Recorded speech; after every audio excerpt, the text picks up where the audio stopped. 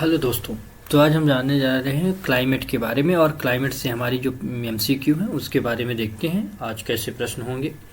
तो भारत की जलवायु को किस प्रकार की जलवायु माना जाता है यह पहले आपको बताना है कि भूमध्य सागरीय, उष्णकटिबंधीय या उष्णकटिबंधीय मानसूनी या फिर समशीतोष्ण। जिसका जो सही आंसर होगा वह है उष्णकटिबंधीय मानसूनी जलवायु। कौन सा है? उष्णकटिबंधीय मानसूनी जलवायु। अब ऐसा क्यों कहते हैं? क्योंकि भारत खुद एक उष्णकटिबंधीय क्षेत्र में स्थित है। ठीक, क्योंकि जो ये इक्वेटर लाइन है और यहाँ से ये जो 35 तक के जो क्षेत्र होते हैं, 30 to 35, ये जो पूरे क्षेत्र हैं ये, ठीक है, इस क्षेत्र को हम उष्णकटिबंध वाले जोन में लेते हैं। तो ये उष्णकटिबंध के जोन होते हैं। तो इन्हीं जोन में भारत की स्थिति है। तो ये क्या है? उष्णकटिबंध क्षेत्र, इसलिए हम उष्णकटिबंध बोलते हैं। और मानसूनी का मतलब यह है कि ऋतु के जो अनुसार होती हैं, यानी कि साल में कहें हम कि हवाओं का, आप ऐसे समझें कि जो हवाएं हैं, हवाओं का बदलाव क्या है? हवाओं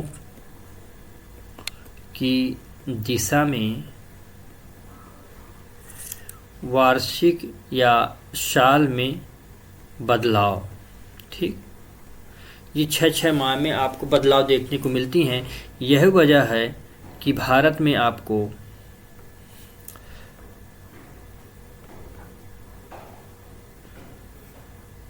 इधर से दक्षिण पूर्वी जो है तो दक्षिण पश्चिम मानसून आपको प्रवाहित होगा। ठीक, चलिए हम लोग अपने नेक्स्ट प्रश्न की तरफ बढ़ते हैं।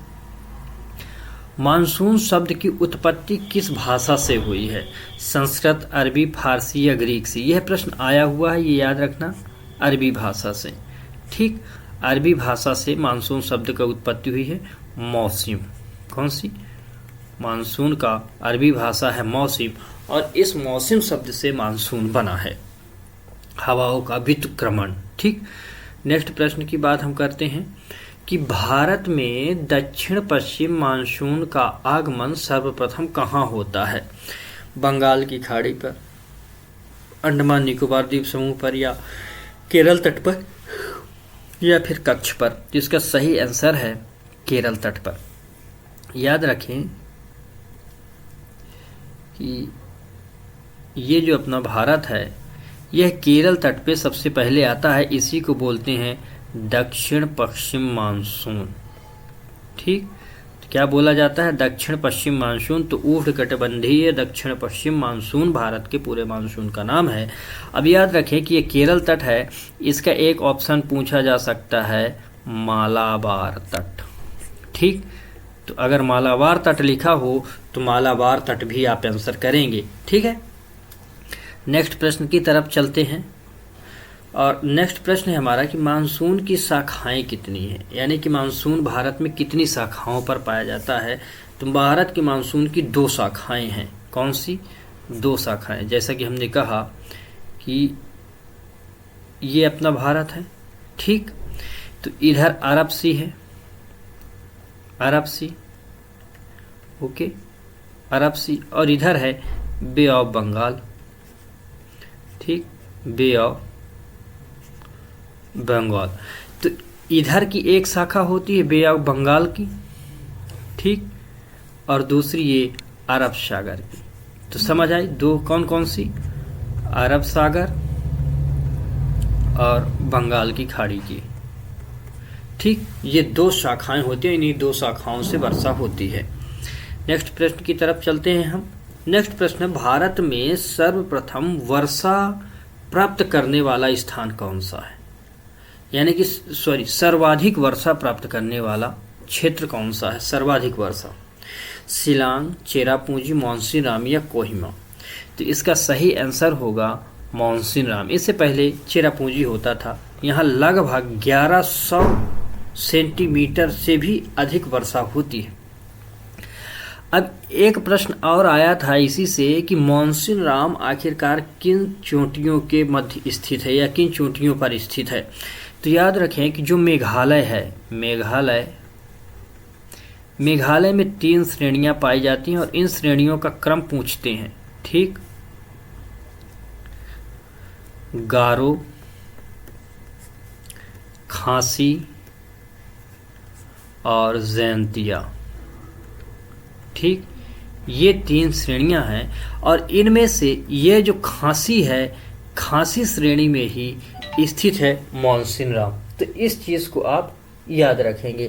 तो चलिए हम लोग नेक्स्ट प्रश्न की तरफ बढ़ते हैं और नेक्स्ट प्रश्न है कि पश्चिमी विक्षोभ का संबंध किस ऋतु से है? ग्रीष्म ऋतु से, वर्षा ऋतु से, शरद ऋतु से या शीत ऋतु से? तो पश्चिमी विक्षोभ का संबंध किससे है? शीत ऋतु से। ठीक, याद रखना। अब पश्चिमी विक्षोभ, इसी को इंग्लिश में बोलते हैं वेस्टर्न डिस्टर्बेंस। ठीक, अब ये क्या है कि जैसे कि ये अपना भारत है, ठीक, इसे आप पूरे इस मैप से समझें अगर हम, कि कुछ ऐसे करके, कुछ ऐसे हैं और यहाँ से ये चीज़ें आगे बढ़ जाती हैं और यहाँ जो है तो यूरोप है। ठीक, ऐसे करके यूरोप। तो यहाँ से भूमध्य सागर से, कौन से? भूमध्य सागर से, भूमध्य सागर से हवाएं चलती और ये हवाएं आगे की तरफ बढ़ती हैं और इन्हीं हवाओं को वेस्टर्न डिस्टर्बेंस नाम दिया जाता है। क्या नाम दिया जाता है? वेस्टर्न डिस्टर्बेंस, यानी कि पश्चिमी विक्षोभ। और यहाँ होता है अपना हिमालय। ठीक, और ये हवाएं यहाँ हिमालय से टकराने पर 2 शाखाओं में बट जाती हैं। तो ये एक शाखा हिमालय के दक्षिण में आती है और यही जो है तो दक्षिणी शाखा शीत ऋतु में भारत में वर्षा कराती हैं, जो कि रबी की फसल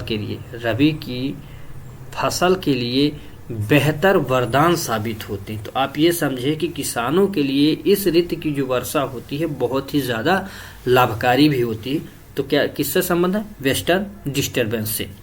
चलिए नेक्स्ट बात करते हैं हम कि मानसून की अनिश्चितता किसके लिए समस्या बनती है? मतलब कि मानसून अनिश्चित हो रहा है, जैसे कि मानो कि अगर 15 जून में आना है मानसून को, तो अब ये 15 जून से मानसून जाके आ रहा है 25 जून को या कि 30 जून को।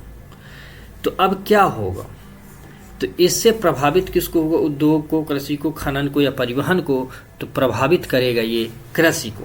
इसीलिए भारत की कृषि को एक प्रश्न आता है कि मानसून का जुआ कहते हैं। तो क्या? कृषि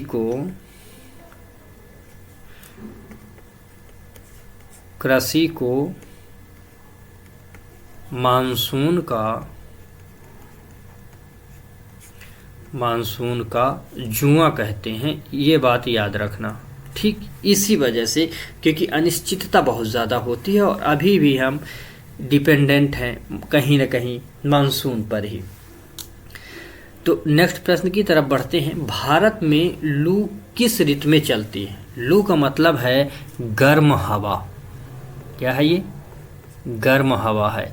ये उत्तर भारत में बहुत तीव्रता से चलती है, बहुत ज़्यादा खतरनाक होती है, जानलेवा भी होती है ये लू। तो शीत ऋतु, वर्षा ऋतु, ग्रीष्म ऋतु या शरद ऋतु? इसका सही आंसर है कि ये ग्रीष्म ऋतु यानी कि गर्मियों के मौसम में चलती हैं। नेक्स्ट प्रश्न है कि मानसून के आगमन का प्रमुख कारण क्या है? समुद्री धाराएं, वायुदाब अंतर, चक्रवात या ज्वार भाटा?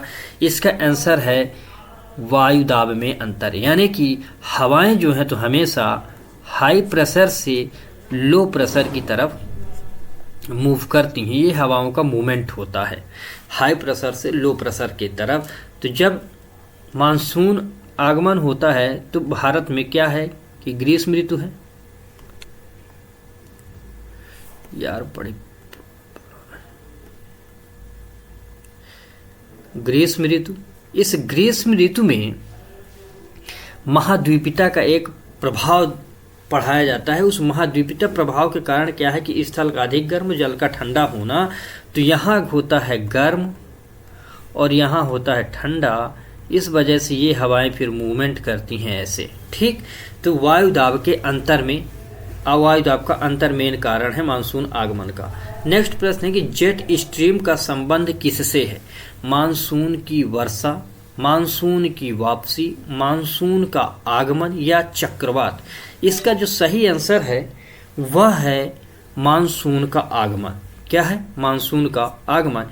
यानी कि जो हवाएं हैं, तो अगर आपने पढ़ा होगा पूर्वी जेट, ठीक, ये जो पूर्वी जेट होती हैं, पूर्वी जेट जब इंडिया में आती हैं, इधर से इस एरिया से जब पूर्वी जेट आती हैं, तो यही पूर्वी जेट मूवमेंट करती हैं ऐसे और यहाँ उतरती हैं, ठीक। तो इसी के साथ ये कुछ वर्षा भी कराती हैं, जिन्हें हम कहते हैं मानसून पूर्व वर्षा। क्या बोलते हैं? मानसून पूर्व वर्षा, ठीक। यही मानसून पूर्व वर्षा जो है तो हर जगह अलग अलग नाम से जानी जाएगी, ठीक। तो याद रखना कि मानसून पूर्व वर्षा को कहते हैं। नेक्स्ट प्रश्न है कि भारत में शीत ऋतु के दौरान वर्षा का मुख्य स्रोत क्या है? शीत ऋतु में, याद रखना, शीत ऋतु में वर्षा का मुख्य स्रोत क्या है? कि दक्षिण पश्चिम मानसून, उत्तर पूर्व मानसून, पश्चिमी विक्षोभ या स्थानीय चक्रवात? तो शीत ऋतु यानी कि ठंडी, अभी पिछले प्रश्न हम लोगों ने समझा है पश्चिमी विक्षोभ, ठीक, वेस्टर्न डिस्टर्बेंस हम लोगों ने अभी देखा है उधर। नेक्स्ट प्रश्न है कि उत्तर पूर्व मानसून मुख्यतः किस क्षेत्र को वर्षा देता है? ये याद रखना है। तो पंजाब को, पश्चिमी तट को, या तमिलनाडु को, या असम को? इसका जो सही आंसर होगा वह होगा तमिलनाडु को। अब दो बातें आपको याद रखना है। दो बातें कौन कौन सी? एक तो कि इधर जो चलता है ये जो मानसून है इसे हम बोलते हैं दक्षिण पश्चिम मानसून, ठीक। और इसको हमने कहा कि सबसे पहले यह मालाबार तट पर आता है, मालाबार तट जो कि केरल तट। और इधर एक मानसून आता है, इधर से जो मानसून आएगा एक, ठीक, इसे हम बोलते हैं उत्तर पूर्व मानसून। यह उत्तर पूर्व मानसून तमिलनाडु में वर्षा कराता है, जिसे बोलते हैं कोरोमंडल तट, कोरोमंडल तट। तो याद रखना कि अगर पूछे कि कोरोमंडल तट पर कौन से मानसून वर्षा कराती है, तो वह उत्तर पूर्व मानसून। तो इन चीज़ों को याद रखना है। तो आज की क्लास को हम लोग यहीं तक रखते हैं, नेक्स्ट क्लास में फिर मिलते हैं।